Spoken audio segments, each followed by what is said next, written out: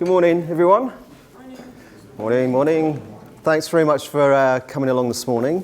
This is our fourth digital breakfast of the year, so delighted to have you here in this fantastic hotel and location. Hope everyone's had teas, coffees and croissants and whatnot. So today we are going to talk about the essential guide to email marketing. Just a little bit about Melt Content and what we do and who we are. Some of you probably know us and have seen us before. Perhaps some of you haven't. We are a digital marketing agency. We specialize in unique content generation. We specialize in the travel sector in particular. About 95% of our clients sit within the travel space, albeit we do have clients outside of that. Array of services that we have on offer here, from web development through to content generation. The bulk of what we do is centered around organic strategy, but content plays a big part in what we do, and whether that's fed off through social media channels or through email marketing, it really is a vehicle for us delivering an overall organic strategy, as well as helping from an email perspective with increasing sales and improving that customer experience. We have teams within social media and within outreach. We're quite big on influencer marketing, which was our last session. I don't know if anyone came to that, but it's obviously a buzzy topic which we have kind of carved a little bit of a niche in as well. So any of these services beyond email marketing that you want to talk about after the session, please come and find one of us. Just some intros. I should have started actually with who I am. My name's Dan. I'm the chief exec and I'm the co-founder alongside Ian Brooks here, who is also the co-founder. Hello, Ian. We also have Helena Hall, who's our chief commercial officer, and Sarah, who's sitting at the front here, hiding away with her back to everyone. And we have Rich Kimber, who's also going to be participating within the session. Sarah, do you want to talk about the poll? Yes, yeah, we're gonna start with the poll actually, so I'll start there. Go. So we're going to start with our poll. For those of you that didn't catch it at the beginning, it is slido.com and the code is E127. Our first poll that we're asking you is about your email marketing plans. So is email part of your current digital marketing strategy for 2017? Yes, no, or you don't know enough about it. So if you wouldn't mind casting your votes now. Okay. So email marketing is dead. Now this is an expression that you've probably heard bandied around the last few years, or that it's sort of alive and kicking and it's making a big comeback. So the fact is email marketing was never dead, and in fact it's not going anywhere anytime soon. So we've just got some stats here for you. The unique number of email users worldwide is forecasted to rise to 2.9 billion by 2019. And 72% of people prefer to receive promotional content through email compared to 17% who prefer social media. And as a result, obviously businesses are picking up on this, and more than 86% of businesses surveyed indicate that they plan to invest more in email marketing over the coming years. So how effective is email marketing? What are the statistics behind it? Email generates more than 4 times higher return on investment than any other marketing format, and that includes social media, direct mail, paid search. The Direct Marketing Association has calculated that for every £1 spent on email marketing, you get a return of investment £38. So that's huge. The average order value of an email is at least 3 times higher than that of social media as well. And email subscribers are 3 times more likely to share your content via social media than those from other sources. So one of the reasons why email is so important, it is your direct communication platform between you and your most valuable asset, which is your audience. Remember, a lot of your audience will have subscribed to you. That's their way of saying, I'm interested in what you're saying, I'm potentially interested in buying for you. So you really shouldn't underestimate that. A lot of companies will put their time and effort into social media, and whilst the social media presence is very important, you shouldn't put all your eggs in one basket. The reason being is you might have 10,000 followers on your social media platform, but you don't own that data, you don't own those names. Facebook does and Instagram does. Especially now, they're always updating their algorithms, deciding on what you see and how relevant your posts for them. So whilst you might have selected, for example, your target audience and you've got 10,000 followers, they may never see your posts because Facebook might not deem your content relevant for them. So is it too good to be true? Obviously, we've got some amazing statistics, but how easy is it to carry out good email marketing? Well, the first thing you need to do is obviously have a really robust strategy, and Helena's going to talk you through that shortly. But I think it's important to consider that good email marketing is easier said than done, because there are a lot of pitfalls that you can fall into. I'm sure everybody has got their example of a company that maybe they've subscribed to, that they regret that because the emails that you receive are sort of either they've got bad grammar, irrelevant content, might be repetitive, they might email you too much or not enough. And there's a whole host of reasons why you would regret signing up to someone's emails. And the purpose of this session is to kind of give you the tools and the knowledge to essentially avoid these and ensure that you get a return on investment from your email marketing. So I'm going to hand you over to Helena. So today we're going to go through the email marketing framework, which essentially is a framework for you to work within when you're constructing your email marketing. So there's essentially 5 pillars within the email marketing framework. All of these are really key to ensuring that you can deliver a return on investment. It's essentially a checklist that as you work through the different elements, you really should adapt it for your particular instance and business. So as you can see with motivation, data, strategy, plan and prepare and the different metrics, we've outlined it in the coming slides really to focus around hotels. But you should essentially map it out for your entire business. So motivation can be split within 2 parts. So you've got the motivation from an end user perspective. So what motivates them, what engages them, what means that they're going to open your email, read the subject line and feel passionate. And this is because people don't buy what you do, they buy why you do it. So it's really important to focus on that engaging element. And then motivation on the second part really is your motivation. What are you trying to achieve? What is the return on investment that you're looking to deliver? Now this framework essentially takes you through a different checklist so that you can ensure that you deliver a return on investment. And that's all about getting clear on your data. So using data to inform the strategy and creative. Now it's really important because you want that engagement from the end user. You want to achieve higher open rates, really positive engagement rates, revenue, sales, and you do that through understanding the data and pushing and effectively molding it so that you can deliver a return on investment. So looking from a data perspective, this obviously you should interpret it to your particular business. Now every business is not the same, and even one business within the same sector is very different. So we've outlined it obviously from a hotel perspective, but you should, when you're planning and creating your email strategy, customize this so that you can break down the different data segments that you want to focus on. So here we've got booking date, a booking channel, the room type, age, gender, loyalty, interest. And so this is so you can really target down and understand the audience that you're speaking to and what you're trying to achieve.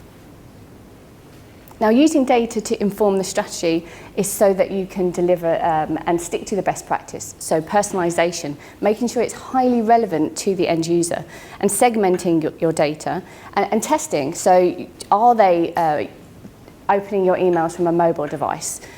Testing the copy, the design, the subject lines. It's really important to focus on the data first so that when you come to creating the content and then optimizing it, you know what you're looking for. Now this is the overarching strategy, and again all of these different elements can be customized. So we've got the user journey, so the customer journey, from awareness, consideration, purchase, service and loyalty, through to the actual booking, abandonment, rescue anniversary, whether that's their birthday, whether that's anniversary of purchasing, and then different updates. So that could be it could be sales and offers as well. So within all of your the different touch points that you might want to contact a customer for, there are so many different things that you can talk about, and it's about mapping that out. So you take the data, you look at the different options that you've got around a strategy, and you say, right, where can we make contact within this customer journey? What type of information do we want to communicate, and where can we add value? Now, this is where you plan and prepare.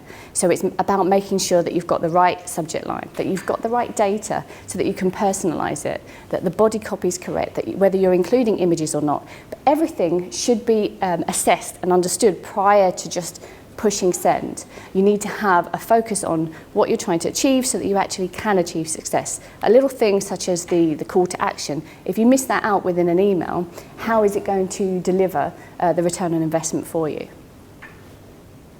Now, defining your goals and metrics, this is really important, and it's crucial to actually understanding what you want to achieve so that you can test and tweak your marketing to make sure that you achieve success. And by understanding those different goals and the different metrics you're going to measure it by in advance, you know that what you're looking for, which kind of leads me on to the next stage. And these are the different performance metrics that you can measure. So click-through rate, conversion rate, bounce rate, list growth rate. There's lots of different things that you can, when you're measuring your performance, you can analyse it based on these things. And Richard is going to take you through the next stage, which is how, when you've got your data, you've got your strategy, and then from a content perspective, how do you take that into account, and how do you create the right email content for email marketing. But it's really important, and if I were to urge you to take away the framework and think, how does this relate to our business? What can we do if we were to break down each of these steps to make it really specific to us? And at this point, you've then essentially mapped out who it is you're talking to, what's the data that you're going to be looking into, what your return on investment is, how you're going to measure performance, and then you've got the content piece, which Richard will come on to, but you can always tie it back in. And then when you go through testing, you can say, okay, what is performing better? Did this subject line work better? Did this content engage more? Did I segment the data? And is this group performing? And it's about having all of that mapped out so that you can always refer back to it. So now on to Richard, who's going to take you through our content path. Righty, excellent. That's all right. Righty, I'm Rich, I know some of you, haven't met quite a lot of you before. In case you missed at the start, I'm copywriter and editor here at Melt, so that's the perspective that I'm bringing on this. I'm going to start with a poll, another one, so Slido at the ready.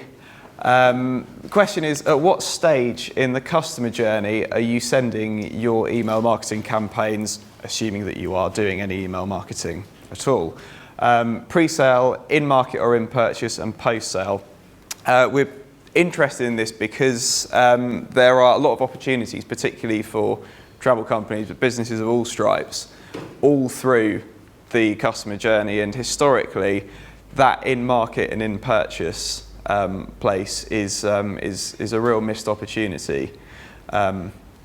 So vote away, and then I'll get going.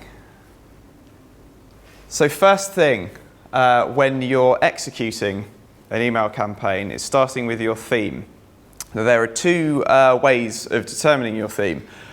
First of all, you have internal triggers. Those are things that are defined by your business. So that might be if you're a hotel, a refurb, or a new restaurant opening. If you're an OTA, then it might be a new product launch if you're moving into tours and activities. It could be a new route if you're an airline. Then there are external triggers, which are, as it suggests, things that you don't have control over. They're things like seasonality, Valentine's Day, Christmas, summer holiday booking windows, that kind of thing. The second thing you need to determine at the outset is your goal. What are you trying to achieve with your email campaign? Let's not shy away from the fact that it's always about sales, but you need to be more specific than that. You need to drill down. You need to have an instrumental goal, as to how that forms part of your wider content strategy. So is it brand awareness? Is it to drive traffic? Is it to promote a new product? Is it purely to drive people to transactional pages and go for direct sales? If you're B2B, it might be a more complex branding proposition where you're trying to position yourselves as thought leaders, for example. Those two things, one can determine the other. The theme can determine your instrumental goal, or the other way around. But that's where you need to start with, because those two things are going to determine the content that's in your email and how you execute it, the kind of language you use, and what content you're actually producing. Next question that a lot of people ask is when to email, how often? This is actually something that I think people get too hung up on. The key really is to email when you have something meaningful and relevant to say. That is the most important thing. Be meaningful, be relevant. It's tempting maybe to bombard your customers with emails, to be constantly in their face, but as we all know, we've all been spammed, we've all received massively overzealous emails every single day from a company. You hit unsubscribe. Generally speaking, that only has one result. It's very, very easy to overdo it. So the more important question than when to email is what to email and how good is what you're emailing. It's about quality over quantity. The most important thing is quality. And the way that you do that is prioritizing the needs of the reader. Now that's the case with absolutely any content, and I'd encourage you to do that when you're writing copy of any kind. That goes for print, on-site copy, absolutely anywhere. But it's really, really important with email that you offer value, that you're clear in what it is that you're offering, in other words, your proposition, and that you target your audience through careful segmentation. Now, I'll talk a little bit more about that later, but quality might sound obvious, but it's actually very complex and it has two parts to it. There's, first of all, the micro level, and at a textual level, say in your email, so spelling, grammar, style, images, all of that obvious stuff. But then there's also quality of your message, your overall proposition, what it is that you're emailing, and that's the macro level. Next key thing to this is planning and preparing. Map out a quarterly or even a yearly email calendar for the next 3 months, year, whatever. That will allow you to make email a part of your content strategy with everything else that you're doing. So if you're writing blog posts, you can tailor your emails to work with those to drive organic traffic. That will also link up with all of your commercial activities, so promos, sales, key booking windows. It's really, really important to have a reasonably long view so that you can coordinate all of your activity and your email doesn't just exist on its own. Apart from anything, things like making sure that the blog post that you're linking to is up. All of those things. If you send out an email with broken links in it, that's going to annoy your readers very, very quickly. Yes, it's a good idea to get your customers in the habit of hearing from you so that they're used to opening your emails. Again, don't overdo it. So before we look at a couple of examples, I'm just going to look at some email don'ts. Not going to look at these in massive detail, but I just like looking at subject lines because they're actually really, really instructive and kind of the window on the soul of an email campaign. So these are some really handy examples. These are all from my personal Gmail account. So this is perhaps also too much insight into my personal life, but there we go. Let's just go ahead. Now this first one, if you can't see these, don't worry, you will get emailed a copy of the presentation afterwards. But the first one, the subject line is, "Don't miss Queens of the Stone Age tickets." You can see it's dated 22nd of June. Nothing wrong with that. Copy's fine. Don't miss as a textual device can kind of work. It's better than telling people buy, buy, buy. Don't miss is generally far more effective. The key to this is the date. It's 22nd of June. The reason that I received this email is because my email address went into that events company's database on the 19th of June when I bought Queens of the Stone Age tickets. The real kicker here is I also happen to know that tickets to that gig sold out on the 21st of June. So best guess is that they've just done a blanket email to absolutely everyone in their email database. They haven't segmented by people who've already bought tickets to that event, and they haven't segmented by interest. So they're a reasonably heavy rock band. Good chances that probably 70% of the people in their email database are not Queens of the Stone Age fans, and they're not in the least bit interested. Second one. This is from, and this is a really good one. This is from an unnamed French ski resort. They will be unnamed. I'm not going to name and shame. The subject line: "It was really great." I don't know. Your guess is as good as mine. Other thing that they've missed here is they clearly haven't optimized for the preview text that Gmail gives you. And yeah, nice that actually I opened this afterwards, and they've got a reasonably well-designed email full of some decent HTML Dreamweaver images, but they haven't put any text in. So the preview text that I've got is just the file names of the images. That's actually an interesting one as well, because I also happen to get emails in French from this company. And the French subject line is exactly the same in French. So what they're doing is they're just translating their email campaigns. It's a slightly different point, but they're not doing any transcreation. And that's actually really, really important with all content marketing. Email being a part of that is that if you have a multilingual customer base, it usually isn't enough just to translate. You need to translate the message as well and make sure that that's culturally appropriate.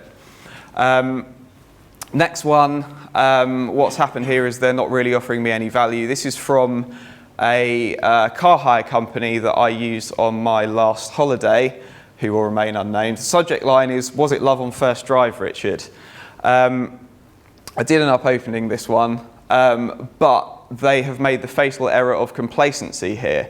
They're assuming that I want to hear from them because they're not communicating any kind of proposition to me in that subject line. If anything, they're possibly trying to trick me into opening with some kind of mystery line, and maybe there'll be something interesting. They're a car hire company. There's not going to be anything interesting there. I don't really want to hear from them. This last one, really, really good example of poor segmentation. That top one is more to do with transactional data and dates. This is just really, really fundamental on your data on your customer. This is from a printing company that I used. In fact, I didn't even use them. I got some quotes for my wedding invites from them, quantity of about 50 or something. They know from that transactional data that I'm not an industry customer. I'm an individual, I'm a private customer, and they're emailing me with latest industry news, tips and advice from the printing industry. Fantastic. So what this demonstrates is the importance of segmentation and having a really, really clear proposition in your email and having a relevant message. So the basics of actually getting that right are that meaningful message, segment, understand what it is that your customer wants to hear from you, what they want to get from you, what they want to read about. A compelling subject line, because it's obviously, as we all know, this is a very hot topic on email marketing and something that people want to know about.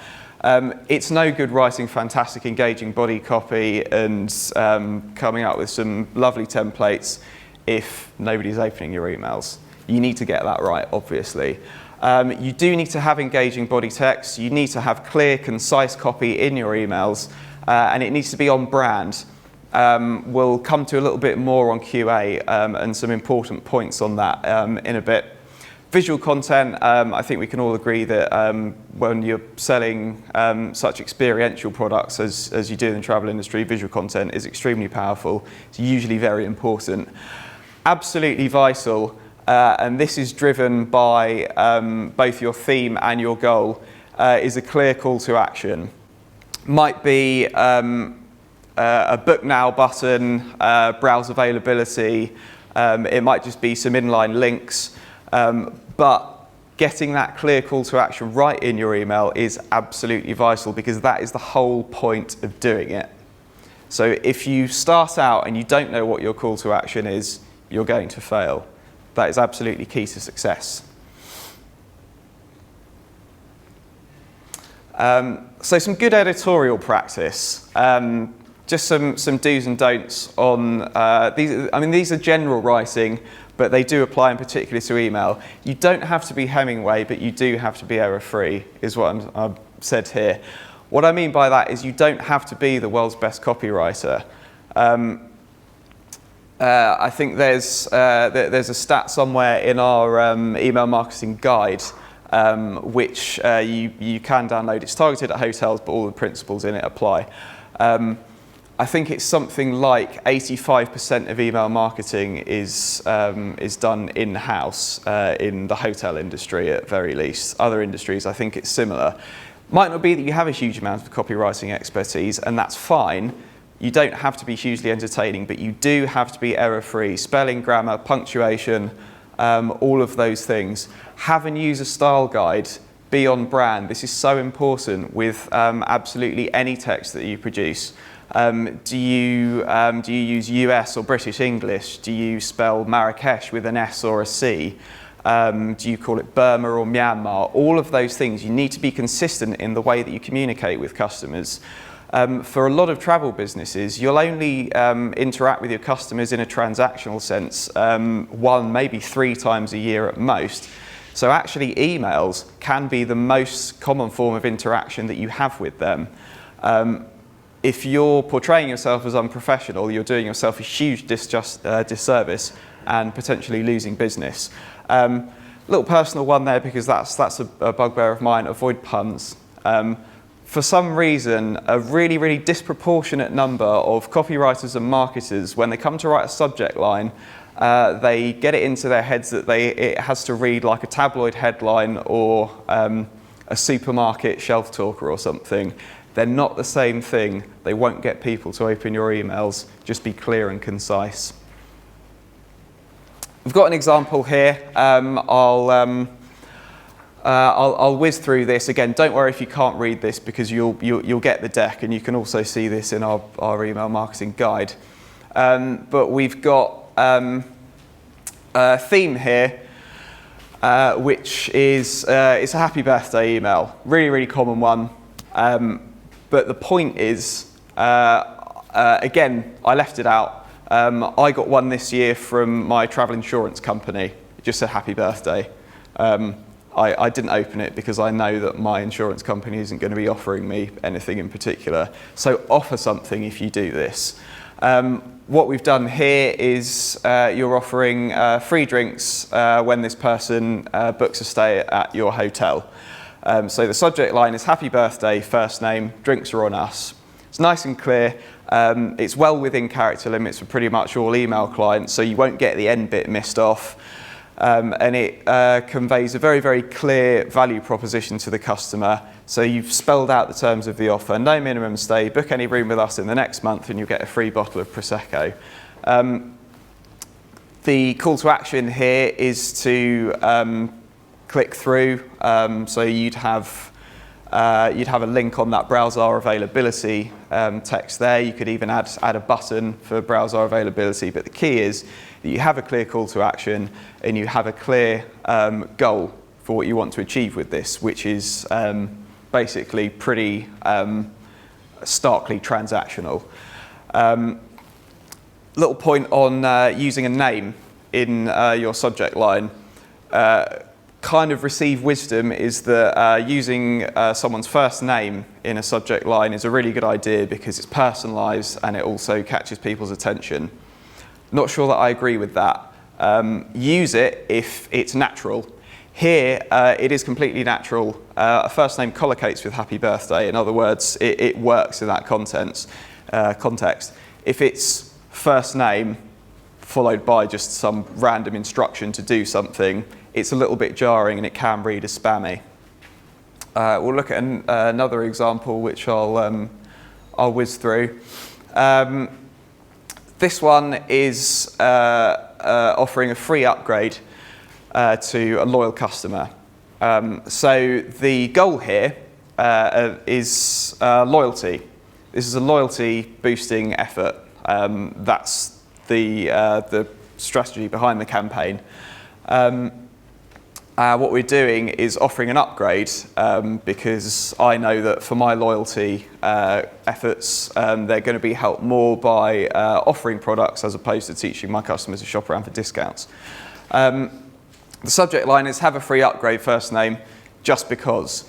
Injecting just a little bit of personality there, which just a little bit can go a long way. It makes you a little bit more human as a brand. Obviously, if you're a lot more formal as a brand, say, then that might not work for you, but it's just an idea. Absolutely key to something like this in your body copy is if you make an offer like this, really, really spell out how it works and make the terms of the offer clear. So in this, what we've said is the whole of the second paragraph says it's subject to availability, but you can check that now. Just book any double room and we'll upgrade it. No need to worry if it's happened. It'll all happen automatically in our booking system, so you'll be able to see before you commit. That little detail is absolutely vital to making a campaign like that work. Yes, it's a nice offer, but if you don't make it really, really obvious to your customer using your content how it's going to work and what they can expect, then you're actually asking for a little bit too much effort on their part. How many times am I going to have to click through? How will I know if the upgrade's been applied? Blah, blah, blah. Make it really, really clear, spell it out, tell them the value that they're going to get. And what that comes from, the way that you do that is when you start your email campaign, map out the user journey really and in a really, really detailed level. So if you've got links in your email, predict where the customer's going to go next, what's going to happen when they click through to that page, what they're going to see when they land on it.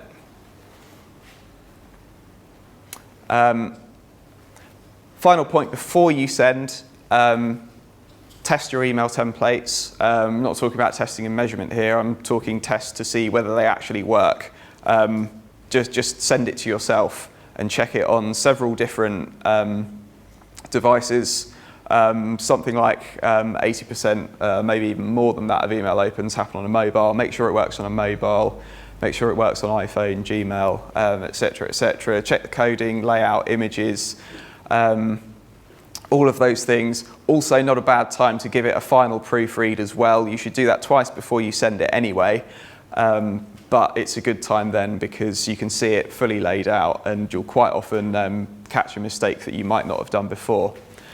And then finally, when you send, as Helena said earlier, measure and learn. The best way to do this with email is A/B testing, and you can A/B test a million different things. For anyone who isn't familiar with A/B testing, that's varying one element of the same thing.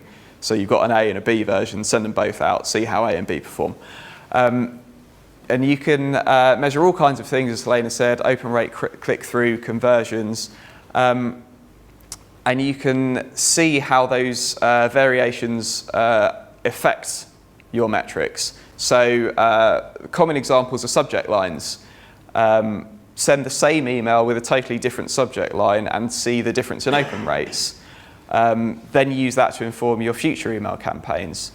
You can test subject line length. This is something, again, that people get hung up on. There is no real best uniform length. About 50 characters tends to work, but you might find that your campaigns perform differently with shorter or longer subject lines. Images, you can vary just one image in an email and see what the click-through differences are. Number of images, potentially. Send out an A version with one image, send out a B version with 5, see what happens. You can even change the commercial proposition and run effectively 2 different campaigns against each other and see how that performs. You could also, if you want, anyone who disagrees with me, A/B one subject line with a pun in it and another one without, and I would encourage you to see how that works and let me know. So that is all from me, and I think I'm handing over to Ian for this poll. So we're just going to show the results from the polls that we carried out. So our first question to you was, is email marketing part of your current digital marketing strategy for 2017? 96% of you said yes, and 4% said no. Our second poll was, at what stage in the customer journey are you sending email campaigns? Now 100% of you said that you send emails pre-sale. 36% of you will send emails in market or in purchase, and 36% of you will also send post-sale emails. So Dan, I know Richard had touched on it, but you kind of said something about this yesterday about how people are really missing out on that opportunity sort of in market and in purchase. Yeah, I think so. I think you've kind of done the hard work by getting someone, in a hotel or in a resort or whatever it should be. But I think, having captured that customer, when they're there, slightly different mentality, there's opportunities to upsell and to present different offerings whilst they're in the right frame of mind to purchase. So it's a bit, I suppose the kind of example I go back to, which is a bad one, but if you look at the kind of old, maybe it still happens on a package holiday when you're enticed to go on an excursion or do something by your rep. In a similar way, I think through email marketing, where the travel patterns have shifted to people purchasing flights directly, hotels directly. Once you've got them, there isn't that kind of that rep to do that job for them. So I think if you're thinking about how you can communicate while someone's there, there's another obvious opportunity to upsell. I'm going to pass you over to Ian, who's going to be reading out our questions. Before that, though, we have got a third poll up, and it's just a question to see which topic you would like to see covered at our next digital breakfast. So please feel free to suggest topics, and if you've got any other suggestions, obviously you can come and let one of us know. But I'll pass you over to Ian now. Sorry. Thanks, Sarah. We've got loads of questions, which is great. So this is normally it's down to me to try and make some up, but you come up with loads, which is great. So first question, which is a really good one, is who in the travel industry is doing email well? Do you want to take this one? Because we actually had a little brief discussion whilst we saw that question come in. I think there are certain propositions who kind of build that whole model around email marketing. And the kind of obvious standouts are, Travelzoo and Cheap Flights do a really good job of it. I think when you've got a more specific and bespoke brand, I'm not going to name anyone specifically, but there are many who do it really well and many who do it really badly. And it all comes back down to the points that we've kind of covered earlier on. It's about that relevancy and the quality of the emails that you're sending out, and just making sure that you're doing the best you can with that piece of communication. So, to answer the question, which I haven't really, I suppose it's Travelzoo and Cheap Flights. So, me personally, I like Secret Escapes, but again, that's a business whose model is pretty much based around email marketing. Yeah. So, if they hadn't got that right by now, then What about you out there? Anybody have a view on any particular sort of email campaigns from travel businesses or hospitality that they think are good, stuff that you keep, that you haven't unsubscribed from? Yeah? Mr. and Mrs. Smith. Mr. and Mrs. Smith. Yeah, use a lot of sort of inspirational sort of pictures that find me engaging. Just want to go with that. So. That's very true, actually. Yeah, no, I agree with you. I agree. Anything else, lady from Intrepid? Well, we've been looking a lot at like adventure.com, but also like we have got some from like newspaper, like more like stylists. They send out more kind of like mini like news. It looks like just like a mini newspaper, and then that looks kind of like interesting for like blog content. and stuff like that. Good. Right. Next question is, I like this one. How do you feel about emojis in the subject line? Richard's going to have a view on this. I know he is. I just know he is. It's a completely brand specific thing. If you're targeting, if you're a hostel chain, or for someone like Hostel World, something like that, then that's completely appropriate, because that is how most of the people that they're selling to communicate. Obviously, probably Mandarin Oriental group aren't going to do that, and if they are, then they're probably alienating a pretty significant proportion of their audience. So it's completely brand specific. I think there are lots and lots of blogs out there about hideous ones that don't render properly. I think that's also a bit of a pitfall. But they can work. Do you use them? Have you used them? No. I knew that was going to be the answer. Okay, and does anyone or has anyone experienced a substantial drop in opening rates recently? That might be a question for the audience. Yeah, I think that's probably a question for the audience. I mean, maybe, I don't know, people might not want to own up to that, but I mean, I think does someone have an example when they've sent an email in the past and they haven't had such a good response, and maybe share that experience, why that was? Anybody willing to give that an example? No. Okay. Haven't got an answer. We'll move on. Is it okay to buy an email marketing database?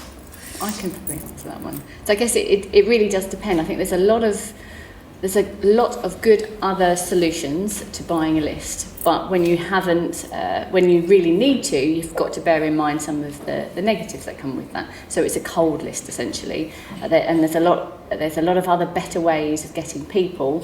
So I would always recommend that everybody's doing everything else before buying a list. And part of that actually would be from a content marketing perspective. What are you doing to add value? Is there something that you can offer for somebody to download, to give you an email, to say that they're interested in exchange for something that you're adding value to? So there's lots of different things that you can do to build your own list rather than just purchasing one. If you purchase one, there's quite a few potential negatives. One, it's cold, they haven't heard anything from you. Two, you don't know how targeted the audience is. It's far better to have a warmer list that you've built organically. So, for example, with Melt, I think I'm right in saying that if you want to download one of the white papers on the website, yes, you give your email address. Yes. Yeah. Okay. Good. So, how much information do you put up front in the email versus putting it on the landing page? I think this should be tested, to be honest. I've seen instances where it's kind of worked both ways, and I think that the reason being is because it depends on what the audience is and what the service is. So in some, and particularly what it's talking about. So it could be that you have to give them a lot of information in the email to then lead them through to look at the landing page. And if they've got that commitment enough to look through to the landing page, you might not need a lot of information on there. You might just need to get them through to convert as quickly as possible. In other instances, it might be more about a nurturing and doing it a little bit of the other way around, to say stimulate that interest, get them to look, and then put a lot of information. But ideally, you want to be as targeted as possible. The more targeted you are, the less information you need on there, so that you can be really honed in. Yeah. And I guess having worked in the travel industry, and if you're having restrictions because you don't have the ability to do segmentation, that's when different things come into play. When you're restricted in different elements, where you can't email a group that you know specifically are interested in flying out of Gatwick versus flying out of Manchester. So there's lots of different ways in which people have to try and reach the same goal. But it's all, if you can be as targeted as possible and then test. Okay, good. What's the biggest email marketing mistakes made by the travel industry? One of them is something I touched on earlier, which is complacency, and it's assuming that your customers want to hear from you. We saw that stat earlier about people preferring to receive promotional content via email rather than social media. But I think even that depends. That I think people are assuming that it's relevant promotional content, and it's again what I talked about earlier about always putting the reader first. It's very, very easy to get too bogged down in what it is you're trying to achieve and forget who you're writing for, and that happens a lot. I think it's so not being clear enough with what you are offering the customer and just emailing for the sake of emailing. Okay. Another one here. Do you think less is more in email, or should you include many different content blocks to make sure you get more click-throughs? I guess that's kind of similar to the other email, the other question, and I think it depends on what it is that you're doing. So if you really know what they're interested in, you can pretty much answer that and be as clear and as targeted as possible. Yeah. And with that it's less is more. But if you're restricted by knowing what their preference is, so you haven't got the ability at that point to do that, then at that point you probably have to offer a selection in order to meet the interests of a more generic list, which hasn't been segmented. But yes, okay. less is more. So the next question here is talking about newsletters. So the question is, for newsletters, is there an optimal amount of articles? But it's a more interesting question in terms of what's the difference between an email and a newsletter? How would you define that, and how should they look and feel different, or are they just the same thing? I suppose actually that's an interesting one from the last question that I answered, because actually a newsletter, I suppose, is in a way sent just because. So I define a newsletter as something that's regular, and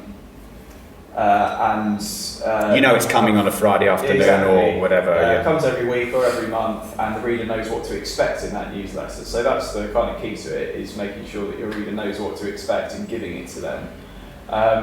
As far as the number of optimal content blocks goes, that totally depends on what your business is and what it is that you're offering, and you just need to test that.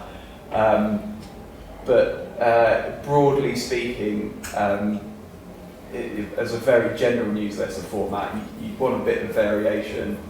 So for your own point of view, can't hurt to put some fairly starkly transactional links in there, but equally you do need to offer the reader some value, otherwise they are going to unsubscribe and they're going to stop reading. So have a bit of a mix and do it regularly. I think the challenge with newsletters is that you kind of schedule out what your email campaign is going to look like, and you've diarised the fact that you're going to push out a weekly or a monthly newsletter, and then it comes to a week beforehand or 3 days beforehand, and you're scrapping around thinking, what am I going to put in it? What news is going to go in this? And I think what I find from newsletter, not all of them, but a good bulk, is that you get a newsletter that has really no interest in news in it. It's not relevant to you. It's just a means of the company kind of trying to gather stuff out, which is more about populating the framework of the newsletter, rather than thinking, actually, this is a really good message which I want to push out and get that engagement with with that target audience. So again, I think when you talk about e-campaigns and then you talk about newsletters, you have to have a really kind of clearly defined understanding or objective of what you're trying to achieve with it. Yeah, okay, good. So some sort of numerical questions here. So what's a good open rate in terms of percentages, and also what about conversion rates from email? So I think as a general, I'll do a general first and then the travel industry. So as a general, across all of the different industries, it's for an open rate, it's around 25%. 25, okay. But for travel, it's actually slightly lower. It's around 20%. Right. And that's recent statistics I saw this year in 2017. Does that seem like about right in terms of your businesses? Are you getting something between 20 to 25%? Yeah. Now, in terms of conversion rate, I think that again is really specific to the business, and it's always worth monitoring, measuring, and seeing has something gone wrong. And it could be as simple as something has gone wrong that has impacted the conversion rate, and it has to be monitored every single email. But as an industry standard, I think it's for the travel industry, it's too variable really for me to say. 3%, 8%. Okay.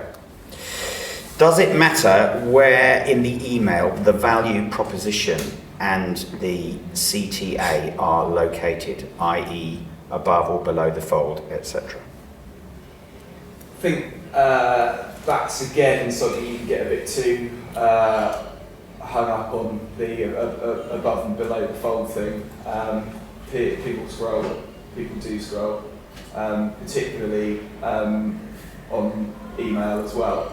Because most emails are open on mobile, there's only so much screen real estate you've got. People are quite used to scrolling through. So depends what it is. If it's a great big button, then buy now at the top can be effective.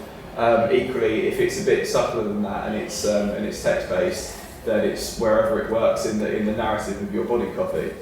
But it has to be clear. Yeah, exactly. Yeah, having it clear and not burying the lead, as we say in the industry, is very, very important. And try and make it clear in the subject line as well. I've got a question here. Someone asking about the difference between email marketing in general in the travel industry versus in the luxury sector. So, how will you do things different if you're a luxury brand? I think somebody touched on it earlier actually with Mr. and Mrs. Smith. It's more around inspiration, whereas I guess actually the travel industry is a broad term. So I'm talking about, I guess, OTAs and holidays. It's a little bit, you still need to inspire, but it's more around a price angle. Whereas when you go to the luxury, it's less about price. It's more around that dream and that inspiration. Aspirational as well. Yeah. Okay, good. Top practices for B2B email marketing, especially push leads down the funnel. Very, very different from B2C. Broadly speaking, you need to be a bit more strategic. Planning is very, very important, and knowing where your customer is on the funnel for that particular email, you're less likely to be touting kind of offers and promotional content. You're probably up against it slightly more in conveying what your value proposition is as a business, and you may actually find more value from really non-transactional content like thought leadership, for example, and news industry analysis, that kind of thing. And even actually, if you've got someone who is probably lower down the funnel, things like curated news roundups as in a newsletter format can work just for establishing regular contact. But I suppose when it comes to driving a B2B contact down the funnel, I suppose email has to be part of a wider strategy that's probably also far more about personal contact from an account manager, perhaps. It needs to be part of a wider strategy. Okay. I think if we just do one more, because we're coming up to the time limit. Yeah, no problem at all. There's a question here about embedding video. What's the best practice for embedding video in email? So I guess there's different platforms that you've got as well. So you've got Vimeo and YouTube. and it's about making sure that it's mobile optimized. But I guess it's what's part of your overall strategy. Are you trying to take someone to watch the video? Are you wanting to have them access it on your mobile? I think it's probably around, because it's not, most likely from a travel perspective, it's not about just getting that video viewed. It's about having it create you a return on investment. So whether that's driving traffic to a specific place, and so it might be about testing different elements of, do you want to say that you have to click to then go to a landing page where you can have the video? Do you want to drive it to your YouTube? Do you want to embed it? I think it depends on the actual strategy of why you're going to do that. But yeah, video it's really engaging, and it's going to be something that will increase engagement rates. Okay, good. Who's wrapping up? Is that you, Dan, Sarah? Have we got a poll? The end results for the last one, have we? We were just leaving that one. Oh, okay. I'm going to leave it open and not say. Okay, so we have a webinar coming up shortly, and it's going to be around organic link acquisition. So we create a lot of content, and we involve lots of influencers in creating that content, and as part of that can actually drive SEO value, because we're speaking to multiple different influencers to compile and help us build an asset piece. So we're going to be holding a webinar that will take the listeners through our process, because it's working really well, and it's proving to be something that is Google safe, but also a really interesting asset that we can have collaboration from lots of different influencers. So if you are interested, please look out for the webinar or speak to one of us to say, actually, I'd like to be sent that information as and when we do have it.